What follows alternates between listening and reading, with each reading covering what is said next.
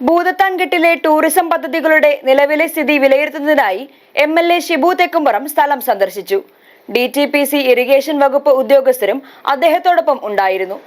Dam തുറക്കുമ്പോൾ സമീപ പഞ്ചായത്തുകളിൽ കുടിവെള്ള വിതരണം തടസ്സപ്പെടുന്ന പ്രശ്നവും പരിഹരിക്കുകയാണ് സന്ദർശന ലക്ഷ്യം.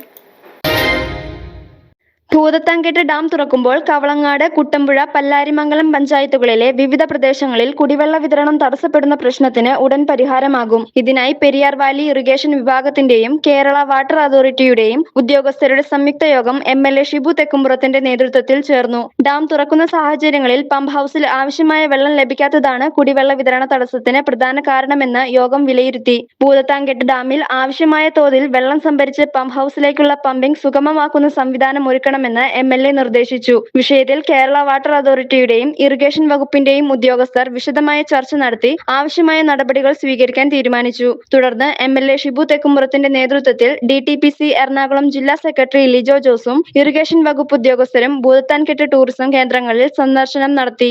ഭൂതത്താൻകെട്ട് ടൂറിസം പദ്ധതിയുമായി ബന്ധപ്പെട്ടുകൊണ്ടുള്ള ഉദ്യോഗസ്ഥന്മാരുടെയും ജനപ്രതിനിധികളുടെയും യോഗമാണ് ഇന്ന് IBയിൽ ചേർന്നത്.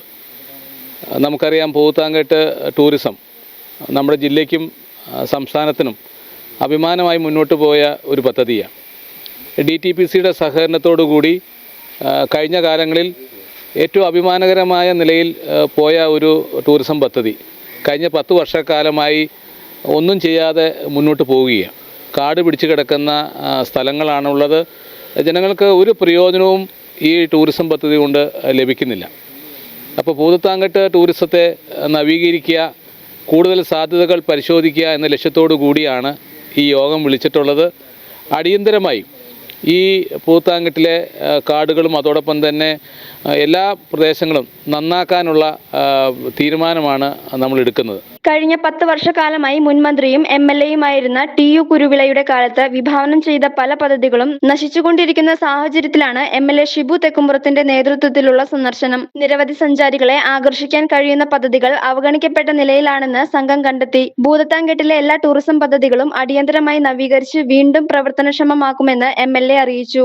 ഓണത്തിനു മുമ്പായിട്ട് ഈ ഭൂതത്താൻകെട്ട് പദ്ധതിയെ എല്ലാ തരത്തിലും മുന്നോട്ട് കൊണ്ടുപോകാനുള്ള തീരുമാനമെടുക്കും. നല്ല ലാൻഡ്സ്കേപ്പിംഗ് കോൺട്രാക്ടറെ ഏൽപ്പിച്ച് ഏറ്റവും മനോഹരമാക്കാനുള്ള ഭൂതത്താൻകെട്ടിലെ ഡാമും പരിസരവും പൂന്തോട്ടവുമെല്ലാം മനോഹരമാക്കാനുള്ള വലിയ തീരുമാനം നമ്മൾ എടുക്കേണ്ടി വരും. അതോടൊപ്പം തന്നെ ഇവിടെ 6 മണി വരെയാണ് ഇപ്പോൾ സന്ദർശകർക്ക് പ്രവേശനമുള്ളൂ.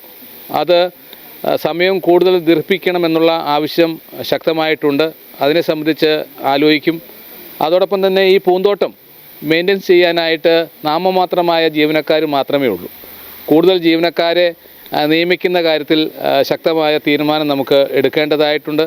അങ്ങനെ ഭൂതത്താൻകെട്ട് ടൂറിസം പദ്ധതി DTPCയുടെ സഹായത്തോടു കൂടി സമഗ്രമായി മുന്നോട്ട് കൊണ്ടുപോകാനാണ് UDF ഗവൺമെൻറ് ആഗ്രഹിക്കുന്നത്.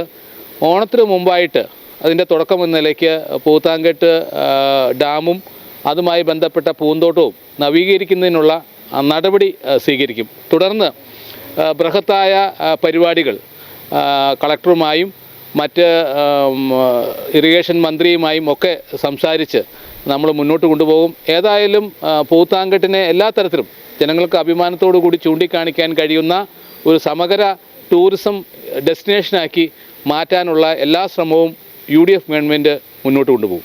ഓണത്തിന് മുമ്പ് തന്നെ ഭൂതത്താൻകെട്ട് പാർക്ക് നവീകരിച്ച് പൊതുജനങ്ങൾക്കായി തുറന്നു കൊടുക്കും.